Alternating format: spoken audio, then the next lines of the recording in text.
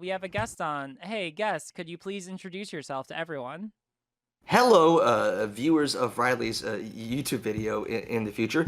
My name is Justin. I have a YouTube channel called Jangles Sciencelad. I'm a friend of Riley because she's awesome and I like her. And I have done a lot of content related to the science around trans issues and transitioning and all that fun stuff. I just made a video yelling and screaming for 40 minutes at the Abigail Schreier book that is just absolute hot garbage, and that is a thing that you can view with your eyeballs if you decide to. Yeah, and people should go totally check it out if they would like to learn more about bad books and bad logic. You sent me this handy dandy. Here, I'll show some people. You sent me this handy dandy PowerPoint that we've got here. It's called a preemptive response to Posie Parker.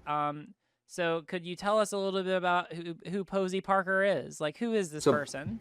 Posie Parker, I think at one point was an actor, but now she's basically just an anti-trans advocate. That's the entire reason for her existence. Oh, that's great. Wonderful. Sounds like a wonderful person. Well, so you made this called a preemptive response to Posie Parker. So yeah, so the where this came about is there was this is a big Discord server who was about to host an AMA, an Ask Me Anything with Posie Parker. And they asked me to come on an hour before to give this hour-long presentation on what Posie Parker was about to say, essentially. Mm-hmm.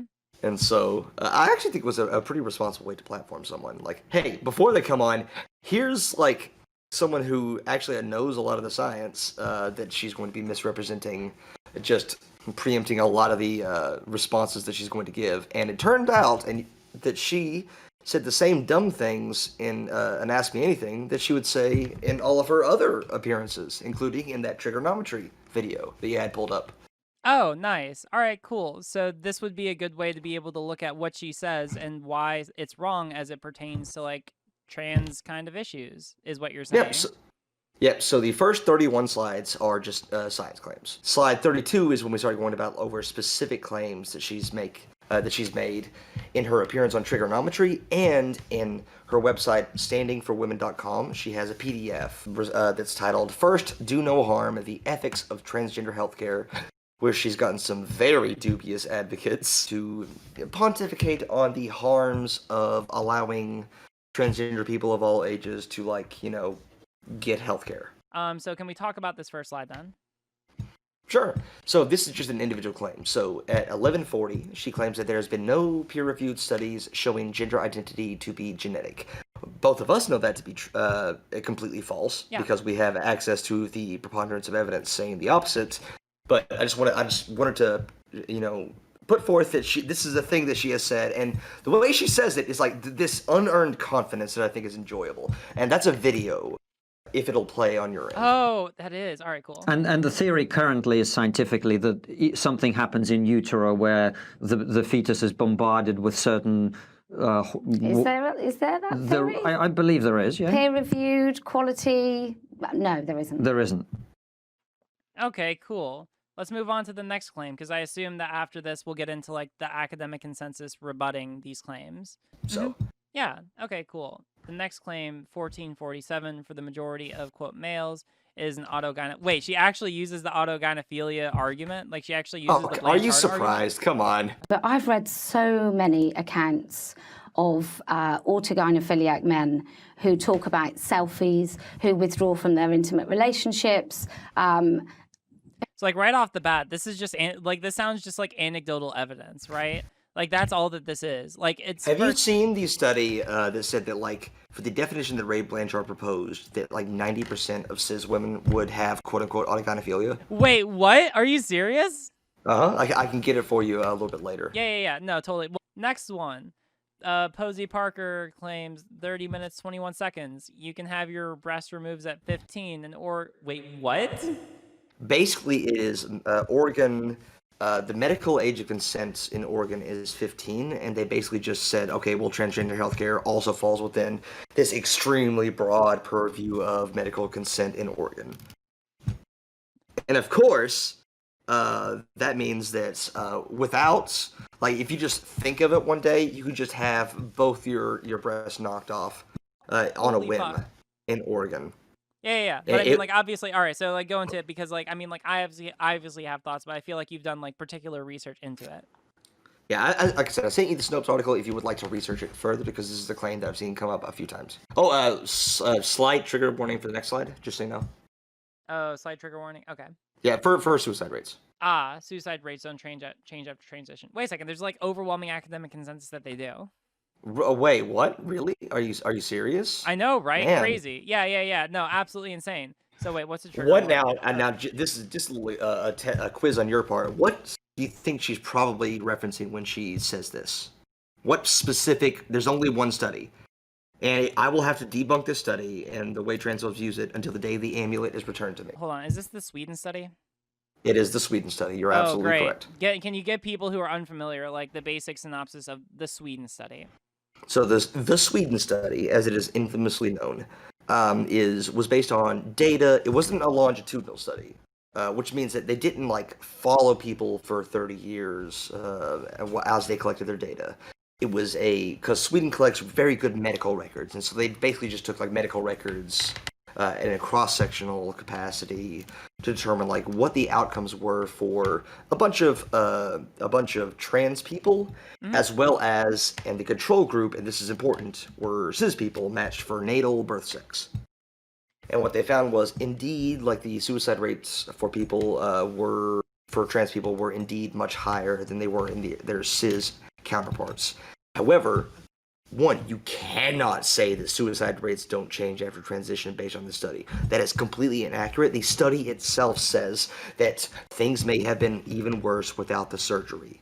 All right, that is a direct quote from the study. That's not how you compare two groups. You would have to have a control group that is like trans people, like diagnosed with gender dysphoria, who did not get a surgery. That's how you would have to compare those two things. Another thing is the data was collected from, I think, now I'm a little fuzzy on the numbers here, but I think it was from like 1971 to like late 1990s or 2000. I'm a little fuzzy on the numbers, but I know it was from the 70s to fairly like to a pretty long time ago, like 20 years ago, in terms of the dates of the data collection for this. And there's a specific paragraph, if you control F societal attitudes in that study, that says that altered societal attitudes, improved healthcare, and improved societal attitudes towards trans people are going to vastly improve the outcomes post-surgery. And that a lot of the rates, like the increased crime rates and the increased suicidality, that stuff didn't apply for surgeries that were performed after 1989. Probably because trans healthcare had improved a lot and societal attitudes had improved a lot in Sweden. So, like, that is not a study that says what, and I know you've seen this. Ben Shapiro has brought this up before. That is not a study that says what any transphobe says it says. Yeah, that makes a lot of sense. Also, someone found the article the study that you were mentioning before about autoandrophilia in women. Awesome. Perfect. Yeah. But no, I mean, like, that makes a lot of sense, right? So basically, like, they try to use that kind of comparison to like trans people after transition or after getting surgery compared to cis people to basically say, oh, the reason why why suicide rate is higher is because, like, people who will misuse the study will try to say that, like, oh, the reason why it's higher is because of that surgery, when there's no control group to be able to demonstrate that, because they would need to have like a group of trans people who did not go through the surgery to be able to actually make that claim. Hey, you know what's cool about that, and why I trust the lead author of the study way more than I trust like someone like Lisa Littman? The lead author of that study, a few years later, was the lead author on a meta-analysis saying that trans healthcare and affirmative treatment vastly improves the outcomes and mental health of trans people. Damn. The lead author on the Sweden study authored a meta-analysis saying that no, actually transitioning is the way to go. Just to make sure that people couldn't be able to like misconstrue that data to say like, oh no, trans people shouldn't receive this kind of medical care. Yeah, the lead author, I can't. It's a Swedish name. If there's like 9 consonants in a row, I cannot pronounce it. Cecilia Dejini. Someone please correct me, for the love of God. But yeah, she came out once. She did several interviews saying like, wait, all of you like transphobic assholes saying like you're misinterpreting my study that I conducted. Posie Parker claims trigonometry 3945 something genetic. Nah, that's crazy. Wait, what? My point is, there is such a thing as the male brain, broadly speaking. You're looking at me like you don't agree, but let me lay this out, and then you tell me what you think. There's such a thing as the male brain, such a thing as the female brain. Therefore, theoretically, based on that, it's possible for someone to be born in a female body with a male brain, which tells them that their body should be male, right? No, I think So obviously it's way more crazy complicated idea. than, you know, male brain, female brain, all that fun stuff. Yeah. But especially what she said earlier, like this outright dismissive attitude. And I have like a smoking gun at the very end, but we're gonna work our way up to it. Okay, we're gonna build suspense. Okay? All right. So wonderful. So we'll look at the last claim then. So 4225, gender dysphoria is a misnomer because women aren't coming out as men in their 40s. Yeah.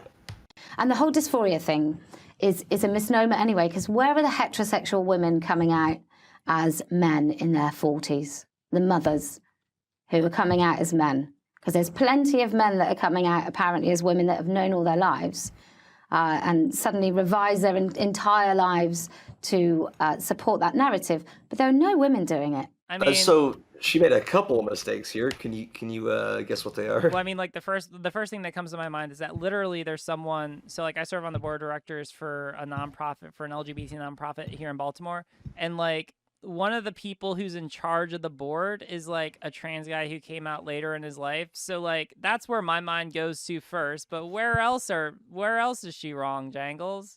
Well, I also just did a 4-second Google search for like older trans men, and that was easy to find. So when she says like no women are coming out as trans, Also, I'm saying that. Yeah. Question: when did Buck Angel come out? That's actually a real question. I have no idea when Buck Angel came out. I actually don't know. All right, because that would be like another really quick example. But like, yeah, I don't know. That just saying that like, oh, I don't see these things happen doesn't mean that they don't. Like, that's not actually an argument.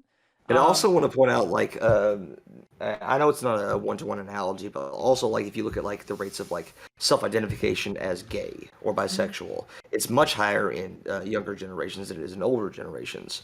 And a lot of that has to do with societal pressures. Like, I know this is an anecdote, but I personally knew a gay man in his 60s who was, like, married, like, had a wife and kids and stuff, who was never going to come out. It was like he had like a life built up, and he just shouldn't be supportive and encouraging of people who decide to come out as anything later in life. It just means that like through a lot of societal pressures, it's a lot harder because not only is it like, you know, societal pressures, it's also internalized pressures. Oh my God, we want to use a perfect example. Elliot Page didn't come out until he was 33 because of probably a lot of worries about societal pressures to conform to a very particular gender identity. Damn. Yeah, literally. Yeah, I didn't realize that until someone commented in chat. Elliot Page is 33. Damn. Now, I do have some at the end, which are will go quicker. The second part, and you can determine how much of this you want to go into. These are screenshots from the PDF, and I also sent you the PDF from her website. This is where she got a collection of, and you can't see me, but I'm using the hardest air quotes I can, experts on transgender healthcare, okay? There are a few key points. Now, I made this slideshow like 4 or 5 months ago, so some of the details are fuzzy, but the main ones are still like in my head because they'll never go away because I can't, you know, I just can't drink enough alcohol to burn those brain cells. Okay, so yeah, can you give us the TLDR? Because basically I'll show stream over here. Okay. Essentially what we're looking at are a bunch of like very taken out of context screenshots with no citations, no references, no nothing. So you can look at this first. I'm trying to like look at my own copy and look at your stream to see what's up there. So on slide 39, the first one, the first two have their own issues, but the last one, the third thing that I've highlighted, where he quotes a professor named Carl Hennigan from Oxford University. All right, so this entire section was like, okay, the peer review is bad, the science is bad, they're not doing science properly, and then he quotes Professor Carl Hennigan. Do you know where this quote came from? No. Well, the answer will lie in the next slide. This was a blog that at the very end of it has a disclaimer saying that this information is not peer-reviewed and should not be used to make any decisions about healthcare. So the blog, in this instance, the blog that was not peer reviewed and shouldn't be used to make any decisions about healthcare was good enough to put in Posie Parker's medical pamphlet on, how transgender healthcare should be conducted. I just thought that was really fun. Oh, that's great. Awesome.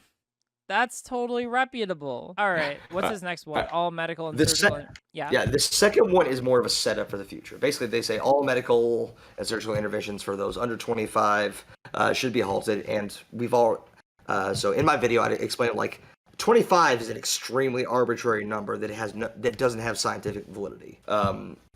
Yes, there are some parts of the brain, especially involved in impulse control, that develop later, but to say that it's 25 is an extremely arbitrary and unscientific cutoff. But they're calling for research. So they're saying medical and surgical interventions should be halted except under research conditions with randomized controls and with independent monitoring. We're going to ignore the ethical ramifications of randomized controls in a medical setting, which involves a group of people not getting treatment. We're going to ignore that for a sec and just say that in this case, they called for research. They called for research in medical and surgical interventions. All right, we're just going to put that out there. 42 is basically just a slide of shitty quotes. Nothing serious on here, just explaining where Posie's coming from. Stop encouraging people to believe that they are trans. Stop school-based education and other socialization. Okay. All right. Where are we going? We're at 43. 43. I love this one a lot. So this is a doctor. People in the field often report that patients who undertake medical intervention for gender dysphoria have high levels of satisfaction and make a good transition. Based on all those studies that we're familiar with. And right. I know that I put up a lot in my videos, and I know you put up a lot in your streams. Mm-hmm. But hold on, we have to ignore that though. We have to ignore all those studies because that claim does not tally with research without a citation, or with my own experience, or my own or others' experience. Wait. This is literally just anecdotal Andrea bullshit. This is literally just I understand all of that prevailing evidence exists, but it does not tally with my own personal experiences.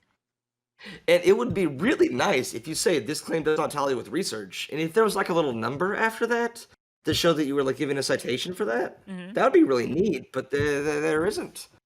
There's literally nothing. This person literally makes this claim and cites nothing to support that. Next slide. So 44, this is just letting you know that obviously they love Lisa Lipton's study, which was an online survey of parents. Specifically transphobic parents from TERF blogs, right? Yeah, so from Fourth Wave Now, Transgender Trend, and Youth Trans Critical Professionals. Those were the 3 sites. Yeah, that's totally representative in a study about trans people where you don't talk to or interview a single trans person, but rather parents from Fourth Wave Now and Transgender Trend. Yeah, I mean, there is some scientific validity. For example, I saw a study where they pooled people from the Heritage Foundation, from the Daily Wire, and from Tucker Carlson's Fox News blog, and all of them agreed that gay people were bad. So we have to trust that study. Damn, yeah, that's some hard science you got right there. I'm sorry, gay people, rapid onset gender. Yep, it's all just. Yep, we better pack up our bags and head home, fam. It's pretty rock solid. I struggled with my sexuality and denied it until I was about 16 or 17. Do you think I have rapid onset homosexuality? Well, I mean, according to what you've told me, that sounds like a pretty rock hard conclusion. Yeah, I mean... Well, if it's a rock-hard conclusion, that just confirms the gay. So this next slide, again, it's a gross quote, just being really transphobic. But there's another, the second one on slide 45 is saying that it's a political thing. They're trying to get politics out of it. They just want the objective science, correct? Wait, what? So the patient undergoing assessment. Go ahead. So this is literally just saying, oh yeah, no, trans people don't actually want the rights that they say they do. They just want political attention. What? I just want to get healthcare. This is not a complicated issue. Holy fuck, people. It'll be, the next slide will make that really funny. Oh, the next slide will make that really funny? All right, we're looking at Michael K. Laidlaw. So this extremely handsome man, Michael Laidlaw, was recommended on behalf of the Kelsey Coalition. Do you know what the Kelsey Coalition is? I've heard of the Kelsey Coalition, but why don't you tell our audience about the Kelsey Coalition? Well, based on that previous slide that said that trans people are just doing what they want to do because for political reasons. Well, the Kelsey Coalition is a political advocacy group denying the validity and of both gender identity and trans affirmative healthcare. Oh. And that's where this guy came from. Oh. But we can trust him because he's doing the good politics. He's doing good politics, yeah. But whenever anyone else does other politics, well, they must be doing bad politics. But he's credible because he's on the good side of politics. That is the Kelsey Coalition, which is definitely 100% trustworthy. 47. So this one does have citations. I want you to guess what number 4 is. What number 4 is? All right, hold on. What are we looking at? Don't look. Just guess what number 4 is. The recent phenomenon of teenage girls. The second quote. Oh well, I mean, is this rapid onset gender dysphoria? The Lisa Littman study. You guessed it correctly. Yeah. Hey, how about that? Yeah. So they're citing 4 on that. Number 3 was, if I remember correctly, wasn't the best source in the world, and number 5 is just like not saying what he says it says. Mm. No, okay, number cool. 5, the 5th source. Now the next slide, I don't need you to so where it says further limited long-term outcome data failed to demonstrate long-term success in suicide prevention. But that has a citation. You see that, correct? Yeah. All right. Well, are you curious about that citation? I am now. So tell me, Justin, tell me about this citation. Where is the citation that? I would love to tell you, but if you go into the next slide, those are his references. That's it. Wait. 1, 2, 3, 4, 5. And he cited 7. The 7th source. That's what he was referenced. They forgot to put all his fucking sources in there. Are you goddamn serious? I was very confused for a second because I'm like, all right, wait, hold on. Like these ain't like, all right, like wait, hold on, wait. Yeah, now I understand that you're just seeing a screenshot in my PowerPoint presentation, but I promise, go look at it if you can. It's page 11 out of 24. Oh, yeah, you're right. There's only 5, so there's literally nothing there. Weird how that is. Very, very honest source. Just trust me, bro. That's very honest what it is. Yep, they just trust care me. about the evidence, you see. Oh. Yeah, this is just the Kelsey Coalition.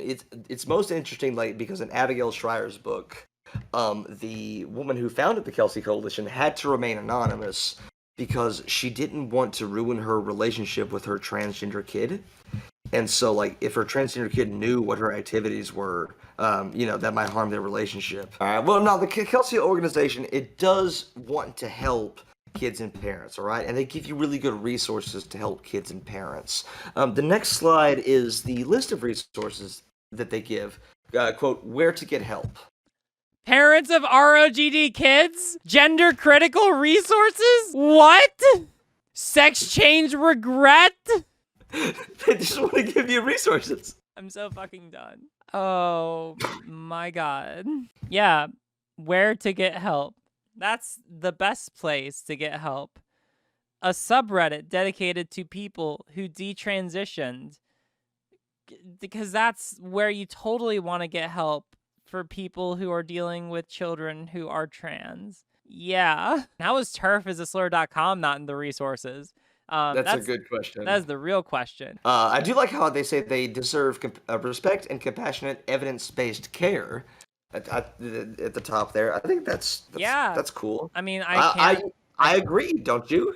Yeah, I also agree with the idea that we should provide kind and evidence-based care to trans people. That sounds like a good idea, and we should do that. It's kind of weird that everything that they say is to the opposite of that. I don't know. It's the one nice thing in here. So that's cool. So, all right, 53.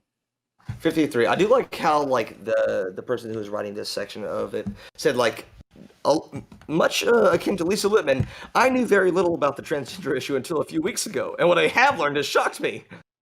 Wait, a few weeks ago? All right, let's move on. And again, so 55, they're again saying that labeling children transgender politicizes the child. We shouldn't do politics. Oh. And right after, like, shilling for the Kelsey Coalition, which again is a political, like, advocacy group, they say that lobbying groups shouldn't be shaping public policy for the whole society. Because, you know, if you do a politics, it's bad unless it's your politics. Yeah, like literally this is formed by like this is made by a political group, and they're also saying, oh, but political groups shouldn't shape policy unless they're us, in which case, yeah, it's totally fine. But like though the other groups like mermaids and gendered intelligence, oh, well they're not trustworthy. Like we're totally trustworthy, but ignore them because they're the mad ones who they actually rely on evidence and studies. What's this crazy thing? Well, studies frighten and confuse them, as you'll see on the next slide, 56. Mm-hmm. All right, so rapid onset gender dysphoria. We see it again. They love it. And the second thing I've highlighted, autogynephilia is the most common motivation for sexual reassignments. I don't see a citation there, do you? No, I don't see a goddamn single citation at all, actually. Like, literally, they start off with, oh, why are all these people completely disagreeing with us? Why are these people believing that we're harassing children? Why do these people believe that we're so wrong that we should be silenced? And then they turn around and say something which is completely and blatantly on every conceivable metric just wrong. Now, hold on. They do, underneath that last quote, they do ask that you do your own research. They ask that we do our own research? Yeah, and earlier they offered you a bunch of sites that you could go to do that research. Oh, yeah. Wonderfully trustworthy websites like r/dtrans, parents of ROGD kids, and gendercriticalresources.com. All right, that's the end of the PDF. So the vibe of this entire PDF is stop doing research because we need more research. That's slide 58. Nice. Very last couple slides in this are just within that trigonometry video, just times where she directly contradicted herself in her like line of reasoning. All right, let's look at the first one. I don't want to think. Don't make me think. We sort of get into these cul-de-sacs of, like, you've used the instance, and I think India was the one that introduced you to the idea that happens in utero, this sort of mix-up of whatever it is, hormones or hormone washes, I think he said it was. Absolute nonsense. But that's because we are trying to explain things that are so nonsensical, and then we're trying to put sort of intelligent hats on and explain why it's true, why it's not true. They're just men. So, I mean, it's a great allusion to, remember that Ben Shapiro video that you covered earlier? Yep. Like, if you don't understand something, or if you think it's hard, that must mean that everyone else is dumb. Yep. If you don't understand it, that just must mean that everyone else is crazy. You're not crazy because you don't get it. Everyone else is crazy because they're able to make sense of something. It actually does comfort me to know that calculus is just a lie that people have been telling me since I was in high school. And also, like, airplanes and all that shit, it must just be fucking magic, because I don't know how the fuck that works. Yeah. So the next 6 slides are pairs of when she will say something and directly contradict it in the next slide. So okay, women don't have to behave a certain way to be women. Is one of the reasons that feminists oppose this idea that it essentially reinforces gender stereotypes about men and women. Absolutely. Well, it's all about the way that you behave becomes more important than the body you're born in. I mean, I sit here as clearly very feminine. Maybe not in my mannerisms or in my opinions. Yeah, but real women don't behave like that. The language that they use, that many of those people use, and India Willoughby, when he was on just so you know, she's misgendering a trans woman. He acted Sorry, what? She's misgendering a trans woman. That she's talking about a trans woman. All right. Thank you for the clarification. Absolutely like a man. He shouted in an 80-year-old woman's face, "I am a real woman," and did this and said, you know, let that penetrate, which I thought was a very interesting term for him to use. But he absolutely acted like a man. This definite autogynephile man who transitioned. I can't remember what his name was. Oh, Charlotte or something. It was like my dad, Charlotte. It was this stunning and brave family.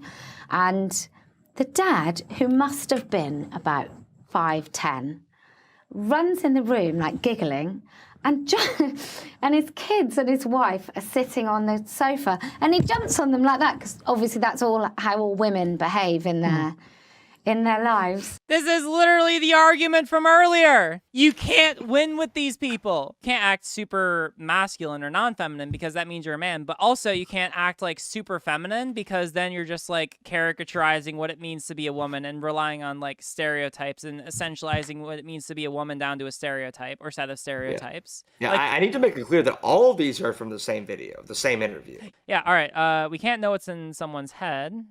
Are they really pretending to be the other sex? Are they lying about their sex? Pretending are they pretending to be the opposite sex? Well, they're not the opposite sex. So they can only be pretending because they're not the thing that they say they are. And I have several issues with this, but I'll let it go on because I want to hear like the contradiction. Pretending, how are you ever going to know whether somebody who is well-versed or somebody has a fetish or somebody is generally fighting every day to get through it? I don't know if you'd genuinely know the difference between those two people or even if it matters. But they're definitely lying. Are they really pretending to be the other sex? Are they lying about their sex? Well, pretending is a... Oh, that's the exact same thing, yeah. So we don't know if they're pretending, but they're definitely lying. They're 100% liars. Yeah. I stopped being a feminist because they believed all men are potential. Because they believed all men are potential. And the whole rapists. Feminist thing, all men are. Oh, this is the whole bad feminism bit. Yeah. Potential rapists, and you're like, I sort of said to someone the other day, what? Oh God, I'm so ready for this. Trans people have always existed, right? Is that fair to say? Yeah. Okay. So where would those people have peed before? Someone who dressed as a woman, had a male anatomy, hadn't transitioned in any way, but dressed as a woman, tried to look as much as they could as a woman. Would they not have been in women's toilets this whole time? Well, they may have been intimidating women in their own spaces all this time, yeah. Literally what we talked about earlier. It's like 2 layers of bad logic, right? All men are bad men, or all men are bad, and trans women are men. Therefore, all trans women are bad. That's it. That's the logic. Hypocrisy of Posie Parker. All right, is that someone pretending to be the opposite? I mean, they've gone to quite a lot of trouble, haven't they, to pretend? Well, that would be a different... It's immaterial whether or not that person is absolutely right in their belief. I don't really know how we could explore that to find out if they are right. But it's immaterial to me and women's spaces whether or not that person really believes it or just gets aroused. That doesn't matter to me. It's still women's spaces and they are not coming in. What? So none of it's relevant.